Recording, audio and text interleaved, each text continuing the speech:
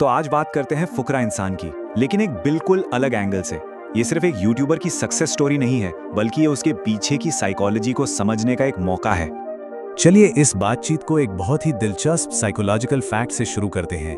कहते हैं कि शोहरत यानी फेम लोगों को बदलता नहीं है, वो तो बस उनका असली चेहरा दुनिया के सामने ले आता है। और बस इसी एक लाइन के आसपास आज की हमारी पूरी बात घूमेगी। साइकोलॉजी में इसे कहते हैं आइडेंटिटी रिवील थ्योरी।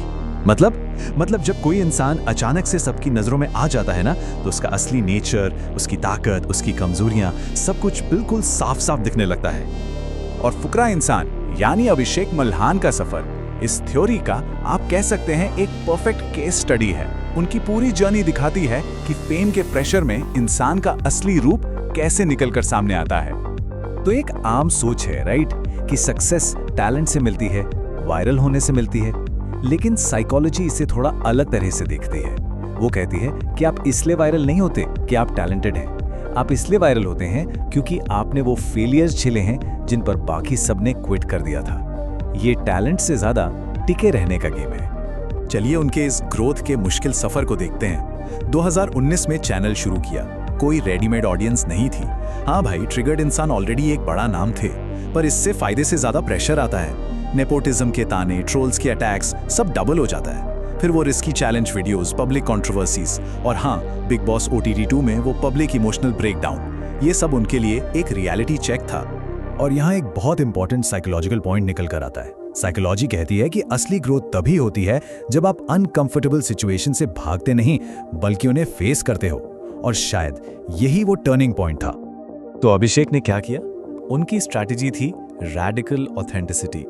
उन्होंने इस डिस्कम्फर्ट को एम्ब्रेस किया, अपने असली स्ट्रगल्स को ओपनली शेयर किया, पब्लिकली अपनी फेलियर्स की बात की, अपनी कमजोरियों को दिखाया और अनकंफर्टेबल टॉपिक्स पर सीधे सीधे बात की। इसको कहते हैं बिल्कुल कच्ची सच्ची ईमानदारी। और इस सुनने में शायद अजीब लगे, पर सच्चाई यही है। ऑथेंटिक होना, ईमानदार होना आसान नहीं है, ये पेनफुल होता है। और बहुत कम लोग इसके दम पर खड़े रह पाते हैं। अपनी कमियों को पूरी दुनिया के सामने रखने के लिए ना हिम्मत चाहिए, और यही चीज उन्हें बाकियों से अलग बनाती है। तो सवाल ये उठता है कि ऑडियंस के साथ इतना गहरा कनेक्शन बना कैसे? क्या फॉर्मूला है इसका? ऐसा क्या है कि लोग उन्हें इतना अपना मानने लगे? इसका जवाब बहुत सिंपल है। ये रहा द कनेक्शन कोड। स्टेप 1, लोग परफेक्शन को फॉलो नहीं करते।